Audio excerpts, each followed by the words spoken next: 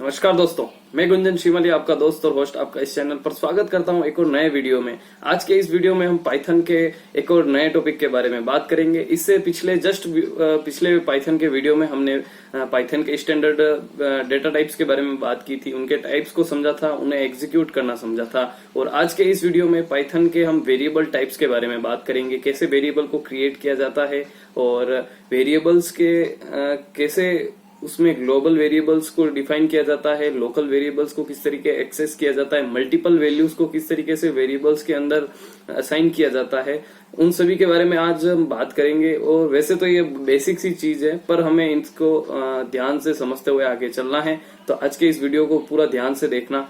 तो चलिए शुरू करते हैं आज का वीडियो।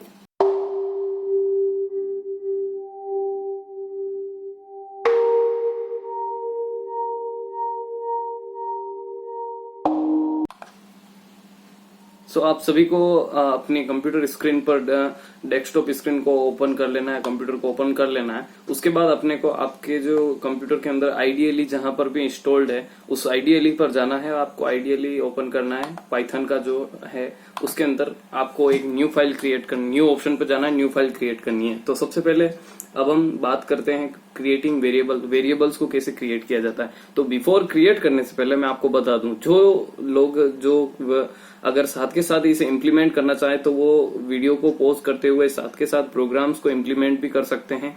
सो आप ये साथ के साथ करेंगे तो आपको इससे बेनिफिट ये रहेगा कि आपको सीखने समझने में ज्यादा सही रहेगा।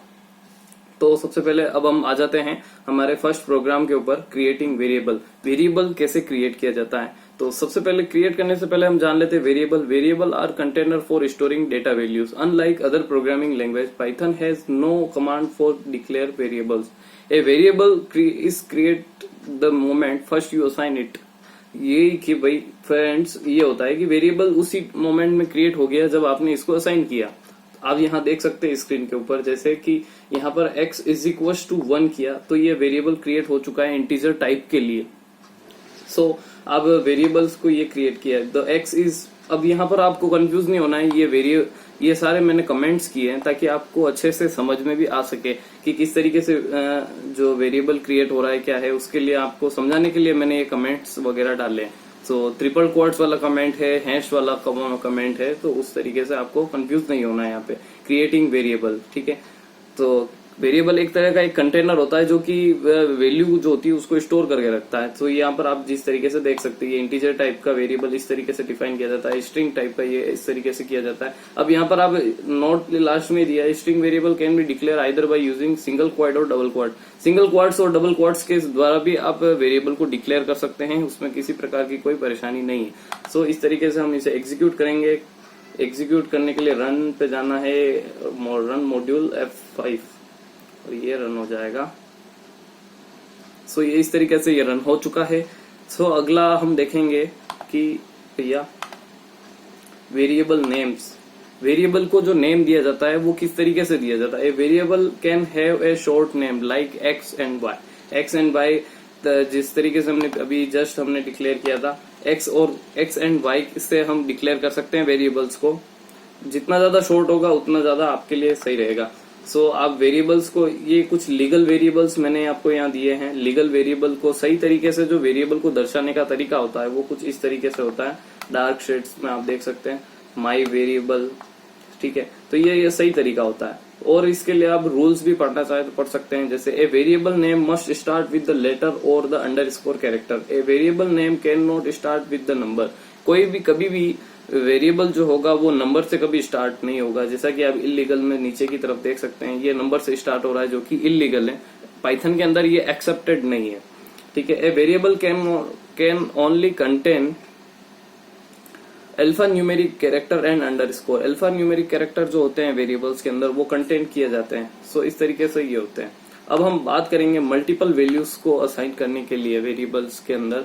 तो असाइनिंग मल्टीपल वैल्यूज, अब जैसे कि यहाँ हम देखते हैं कि अब एक्स वाई जेड हमने 3 वेरिएबल एक साथ डिक्लेयर कर दिए और उसके बाद ऑरेंज, बनाना और चेरी, ये 3 जो हैं ये मैंने इसी के साथ ही डिक्लेयर कर दिया। तो ये क्या होगा कि ये 1 बाय 1 आपस में डिक्लेयर हो जाएंगे। तो इस तरीके से भी आप एक तरीके से टाइप कह सकते हैं कि ये डिक्लेयर किया। और सिंगल वैल्यू एक ही सारे वेरिएबल में भी करना चाहें तो भी कर सकते हैं, ये इस तरीके से वर्क करता है। हम अगर फर्स्टली हम करना चाहें तो पहले इसको ऊपर वाले को करते हैं, नीचे वाले को कमेंट करते हैं। ये 5 किया, ओके। सो इस तरीके से आप देख सकते हैं ऑरेंज, बनाना और चेरी 1 by 1 प्रिंट हो चुका है। सो अब हम चाहते हैं कि ऑरेंज ही आए, तो तीनों बार ऑरेंज ऑरेंज ऑरेंज आएगा, तो आप देख सकते हैं।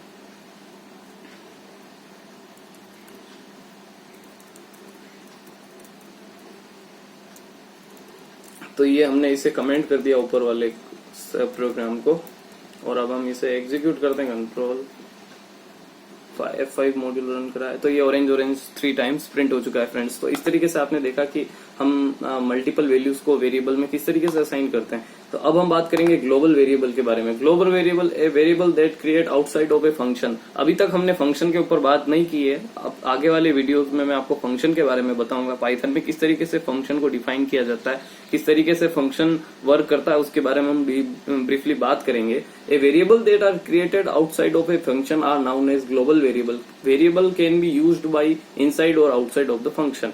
इसे इस तरीके से समझना है कि कोई एक फंक्शन होता है, उसे हमने डिक्लेयर कर दिया, अब उससे अब क्या कह रहा है कि variable outside of the function. अगर किसी फंक्शन के बाहर कोई, या उससे पहले या उससे बाहर कोई वेरिएबल है, तो उसे क्या होगा कि फंक्शन के अंदर भी एक्सेस कर सकते हैं, उस फंक्शन के बाहर भी एक्सेस कर सकते हैं, तो उसे ग्लोबल वेरिएबल बोलते हैं। तो आप नीचे दिए गए इस प्रोग्राम को देख सकते हैं, x बराबर awesome। ये हमने एक वेरिएबल क्रिएट किया है स्ट्रिंग नाम का, और स्ट्रिंग वेरिएबल हमने क्रिएट किया है। तो इसके ऊपर क्या है कि भैया अब इसे फंक्शन से बाहर डिफाइन कर दिया है, तो अब हम इसे कॉल करा रहे हैं, तो ये क्या करेगा कि फंक्शन के अंदर भी कॉल हो जाएगा और फंक्शन के बाहर भी हो जाएगा, जो कि मैंने आपको अभी बताया। तो अब हम इसे एग्जीक्यूट करवाएंगे। तो ये पाइथन इज ऑसम, इसने जो है ग्लोबल वेरिएबल जो है ये कॉल हो चुका है। आप वापिस से देख सकते हैं, पाइथन इज ऑसम। हमने अगर इसे एग्जीक्यूट करने पर ये हमें शो कर रहा है। सो इस तरीके से पाइथन के अंदर ग्लोबल वेरिएबल जो होता है उससे एक्सेस किया जाता है। अगर ग्लोबल वेरिएबल को कहीं से भी एक्सेस किया जा सकता है, अंदर से भी और बाहर से, और लोकल वेरिएबल जो होते हैं उन्हें सिर्फ फंक्शन के अंदर ही कॉल किया जा सकता है। तो इसी के साथ ही आज का वीडियो यहीं समाप्त करते हैं। तो ये पाइथन के कुछ आज हमने देखे कि क्रिएट वेरिएबल कैसे होता है, वेरिएबल नेम कैसे होता है, मल्टीपल वेरिएबल्स कैसे डिफाइन होते हैं, और ग्लोबल वेरिएबल्स जो होते हैं वो किस तरीके से होते हैं। इसी के साथ फ्रेंड, आपको अगर ये वीडियो पसंद आए तो इसे लाइक कीजिए, शेयर कीजिए और सब्सक्राइब कीजिए मेरे यूट्यूब चैनल गुंजन्स प्रोग्रामिंग वर्ल्ड को। यहाँ मैं आपके लिए रोजाना प्रोग्रामिंग के नए नए वीडियोस लाता रहता हूँ। साथ ही अगर इस वीडियो से रिगार्डिंग आपको अगर कोई क्वेरी होती है तो आप नीचे कमेंट बॉक्स में कमेंट करके पूछ सकते हैं।